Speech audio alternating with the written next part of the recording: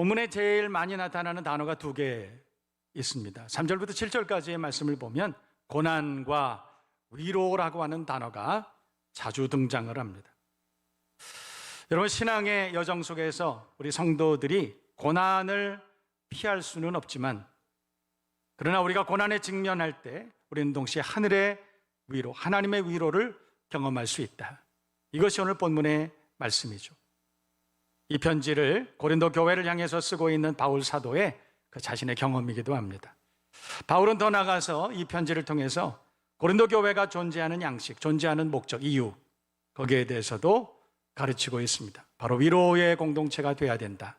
그것을 우리에게 말씀하고 있는 것이죠.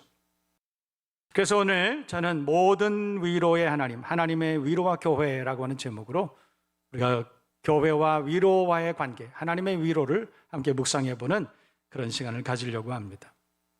일반적으로 모든 그리스도인들이 고난을 당할 때에는 먼저 하나님의 위로를 우리가 생각하게 됩니다. 왜 그럴까요?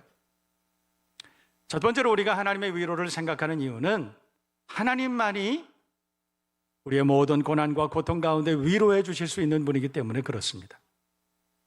세상이 우리를 위로해 줄 수 있다고 생각합니다. 어려운 일을 당하고 마음 상할 때 진탕 먹고 마시고 술 취해서 놀고 노래 부르고 그러면 위로받을 수 있다고 생각합니다. 여러분 해보셨어요? 정말 위로가 되던가요? 아침에 술이 깨고 나면 더 큰 고통과 상실감이 찾아오는 것을 여러분 경험해 보셨을 것입니다. 아무리 돈을 많이 번다고 해도, 우리가 건강한 인생을 산다 해도 육체의 건강을 통해서 우리가 위로를 받는 것은 어렵습니다. 진짜 우리가 위로를 기대한다면 그 위로는 하늘의 하나님으로부터 오는 것이라는 것을 기억해야 돼요. 그래서 모든 그리스도인들은 고난과 고통을 경험할 때 하나님 앞에 하나님의 위로를 기대하고 그렇게 나아가는 것입니다. 고난의 밤이 아무리 어둡고 고통의 무게가 아무리 견디기 힘든 것이라 하더라도, 사방이 다 막혀있고 우겨싸임을 당한다 할지라도 우리가 하나님은 위로의 하나님이시라는 그것을 알 수만 있다면, 그리고 그 주님 앞에 나올 수만 있다면 우리는 하나님의 위로를 분명히 경험하게 될 것입니다. 복음성가 중에 이런 가사 있죠. 괴로울 때 주님의 얼굴 보라, 평화의 주님 바라보아라, 세상에서 시달린 친구들아 위로의 주님 바라보아라. 세상에서 시달리고 그리고 눈물 골짜기를 지나가는 그런 성도들은 주님 앞에 나와야 됩니다. 왜냐하면 주님은 위로의 하나님이시기 때문에 그렇습니다. 그래서 오늘 성경 3절 말씀을 보면 찬송하리로다, 그는 우리 주 예수 그리스도의 하나님이시요 자비의 아버지시요 모든 위로의 하나님이시며, 그렇게 말씀하고 있습니다. 그는 우리 주 예수 그리스도의 하나님이시요, 그 말은 하나님은 구원의 하나님이시라, 뿐만 아니라 자비의 하나님이시요 모든 위로의 하나님이시라, 그렇게 말합니다. 원문을 보면 자비의 아버지시요 할 때 이 자비는 복수로 그렇게 기록이 되어 있습니다. 위로 앞에는 모든이라고 하는 그런 단어가 있습니다. 그러니까 우리가 살아갈 때 수도 없는 고난, 수도 없는 많은 고통을 우리가 경험할 수 있지만, 그러나 우리 하나님은 그때마다 모든 자비로, 모든 위로로 우리를 위로해 주시고 자비를 베풀어 주시는 그런 하나님이시라, 우리에게 그렇게 말씀하고 있는 것입니다.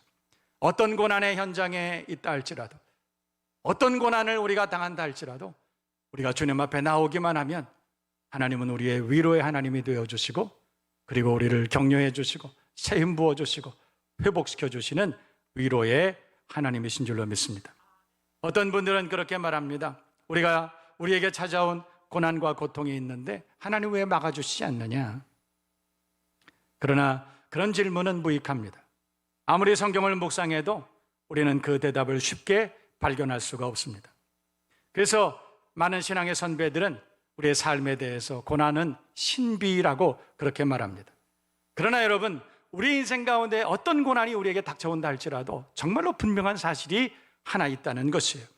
그것은 무엇이냐면, 우리의 고통을 하나님께서는 자식의 고통같이 여기시고 함께 아파해 주시고 위로해 주시는 좋으신 하나님이시라는 사실입니다.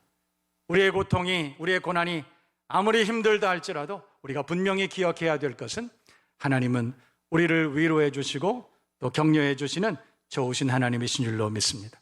위로라고 하는 말이 있습니다. 위로라고 하는 말을 우리가 원어로 살펴보면 위로라고 하는 말은 함께 있다, 영원히 동행한다, 이런 뜻이에요. 위로의 하나님이시라고 하는 뜻은 무엇이냐면 하나님은 우리가 고통을 당할 때나 사망의 음침한 골짜기를 지날 때나 눈물 골짜기를 지날 때나 우리 하나님께서는 영원히 우리와 함께 계시는, 곁에 계시는 파라클레토스라고 하는 보혜사 성령님이시라고 우리에게 말씀하시는 것입니다.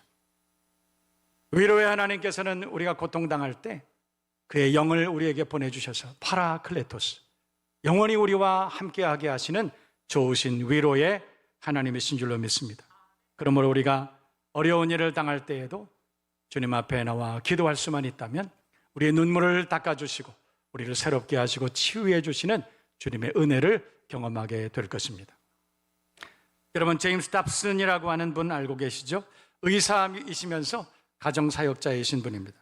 그분은 그의 책에서 이런 이야기를 소개하고 있습니다. 잘 들어보세요. 그분이 일하던 병원에 5살짜리 아이가 있었는데 그 아이가 폐암으로 죽어가고 있습니다. 숨쉬기가 너무 힘들어요.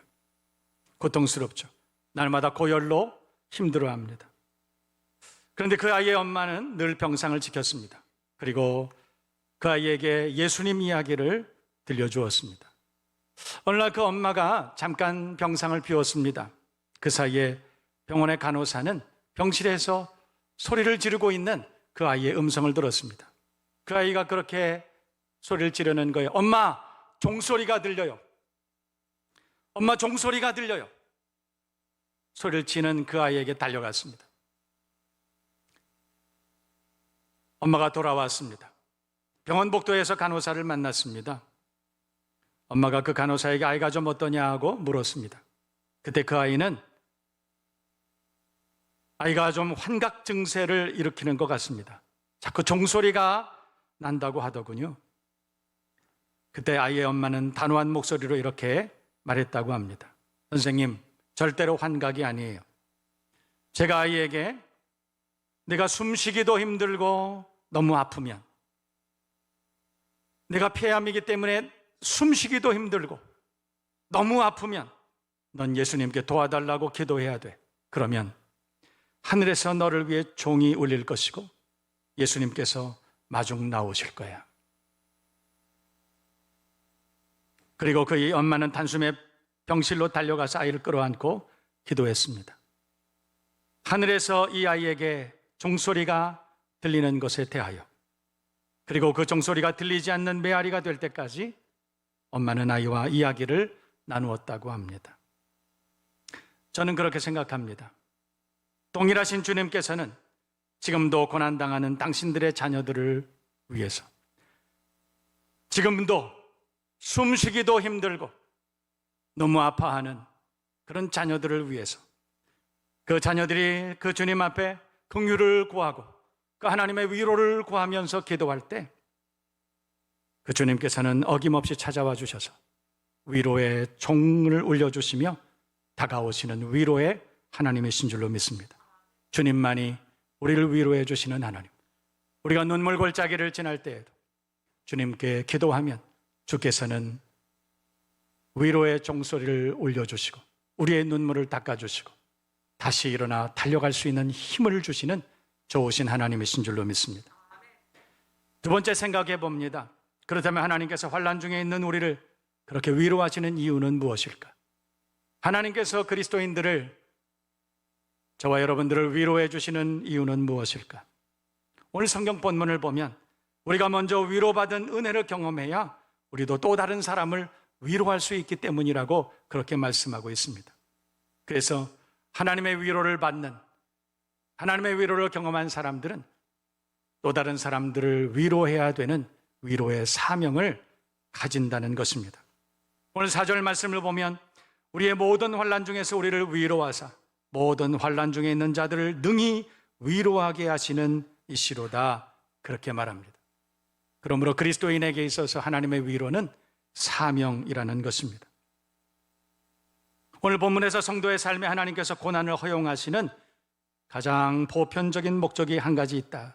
그것을 말씀하고 있습니다.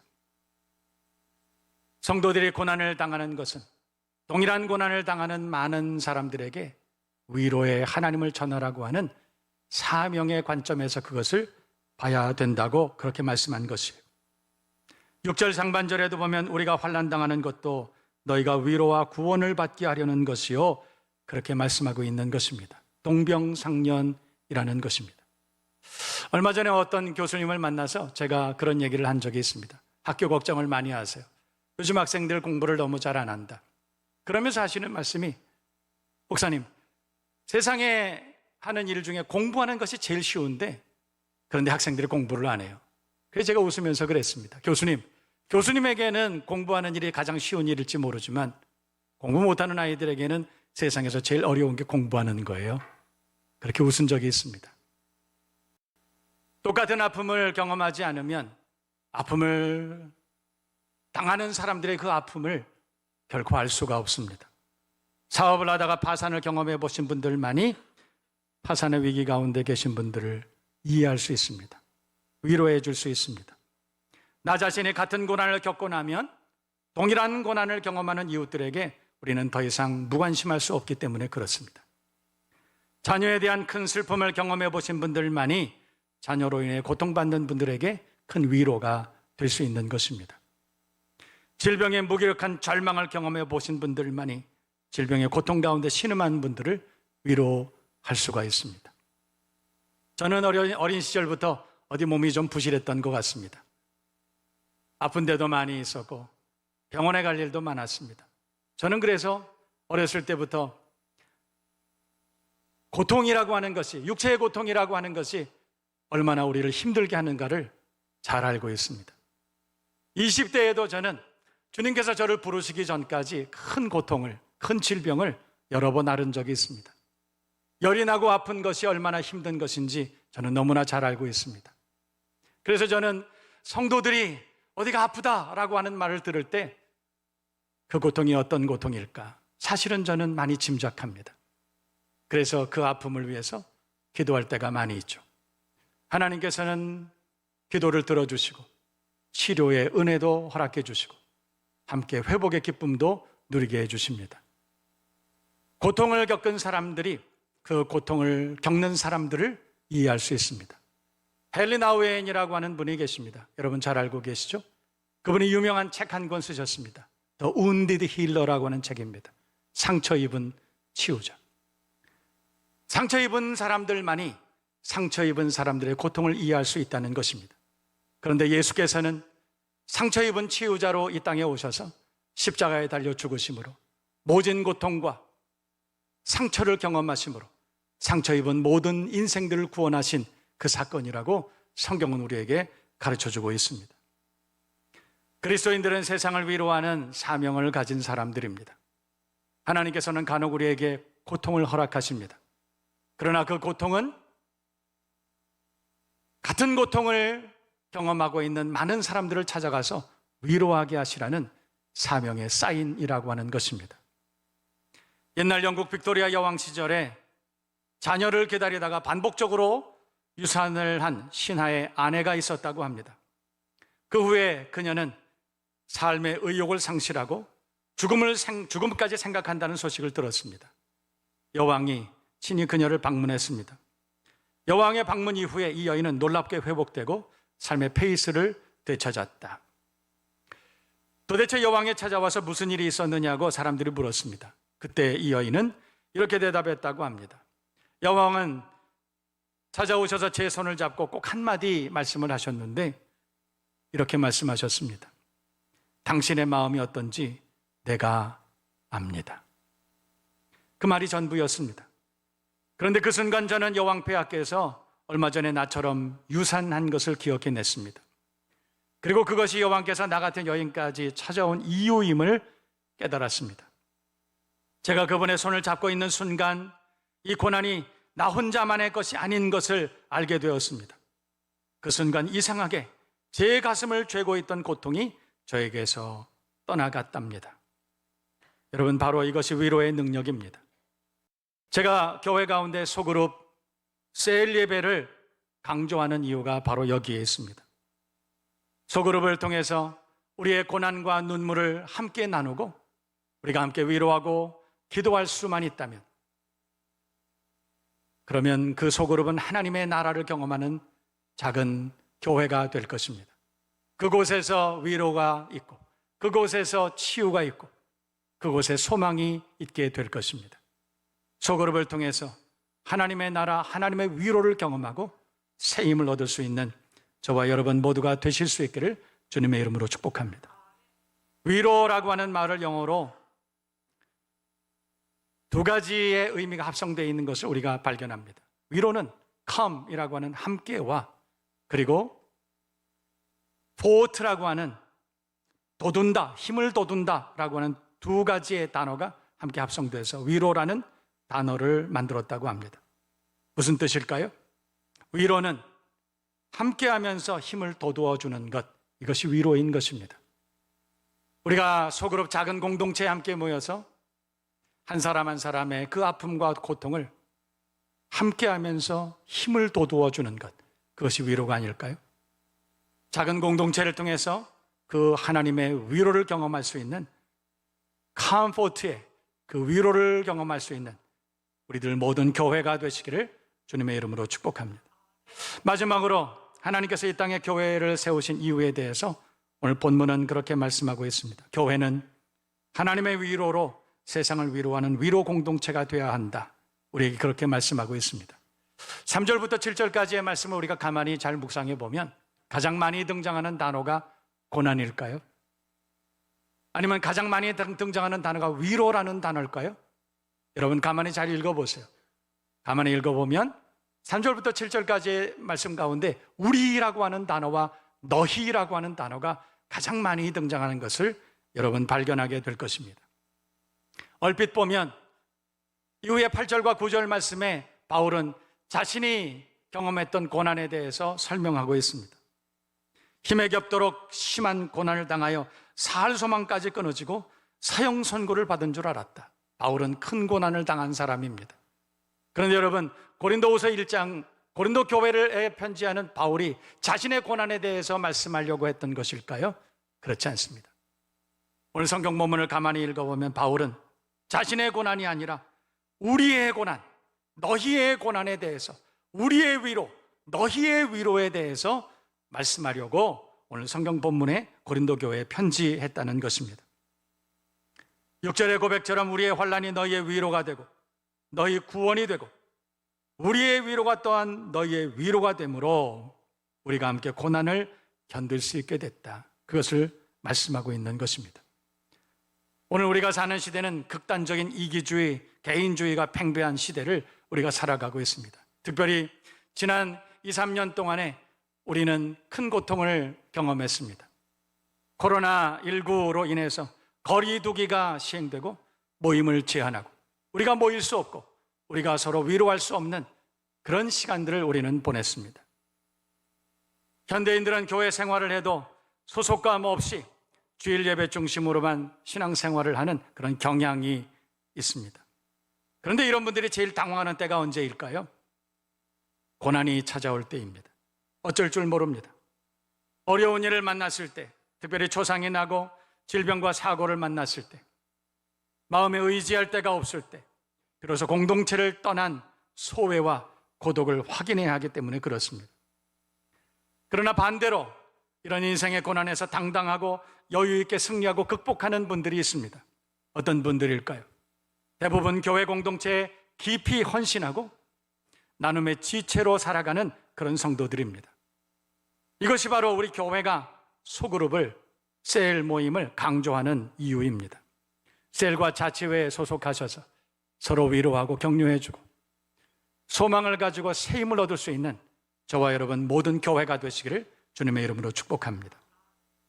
교회 공동체의 비전은 바로 그런 것입니다. 천국 같은 교회, 어떤 교회일까요? 좋은 교회, 어떤 교회일까요? 저는 새가족들이 우리 교회는 참 많이 오십니다. 주일마다 새가족들을 만나서 이야기를 들어봅니다. 그러면 새가족들이 하시는 말씀 중에 대부분 이런 말씀하세요. 제가 교회를 참 많이 찾아다녔습니다. 좋은 교회를 찾아서 오랫동안 방황을 했습니다. 그러다 우리들 교회에 오게 됐습니다. 제가 그렇게 말할 때 정색으로 저는 그렇게 말합니다. 성도님, 세상에 성도님이 기대하시는 좋은 교회는 없습니다. 좋은 교회를 만들어가는 사람들이 있을 뿐입니다. 그렇다면 진짜 좋은 교회는 어떤 교회가 되어야 할까요? 제가 성도에게 그렇게 묻습니다. 화려한 시설을 가지고 있는 교회, 그리고 내 문화적 욕구를 만족시켜줄 수 있는 목회적 프로그램이 많은 교회, 그런 교회일까요? 목사님이 유명하고 교회 안에 유력자들이 많은 교회가 좋은 교회일까요? 그럴 수도 있습니다. 그러나 진짜 좋은 교회는 위로가 넘치는 교회입니다. 서로가 서로를 위로해주고 격려해주고 함께 아파해주는 그런 교회라면 좋은 교회가 틀림이 없습니다. 저는 우리 교회가 그런 교회가 될 수 있기를 기도합니다. 천국의 사랑, 천국 기쁨을 공유하는 교회, 아픔이 있으면 서로 위로하고 나누고 위에서 눈물을 흘려줄 수 있는 교회, 그런 교회가 될 수 있기를 저는 기도하고 있습니다. 교회는 누구든지 집을 떠난 나그네의 피곤함 그대로 올 수 있는 곳이 아닐까요? 피 흘림과 아픔을 가지고 그대로 오는 곳, 치유가 있고 회복이 있고 하나님의 위로가 있고 소망이 있는 그곳이 교회라고 저는 그렇게 믿습니다. 만약에 우리가 이런 교회가 가능하다면 우리는 교회 가운데 하나님의 나라를 미리 경험하게 될 것입니다. 믿음과 성령의 공동체 안에서 우리가 인생의 새 집을 짓고 그 안에서 상처를 치유받게 될 것입니다. 그리고 우리가 그토록 사모하던 거룩한 변화를 우리는 경험하게 될 것입니다. 살다 보면 숨 쉬기도 힘들고 너무 아플 때가 있습니다. 눈물이 앞을 가려서 그래서 한순간도 견디지 못할 그런 고통을 경험할 때가 있을 수 있습니다.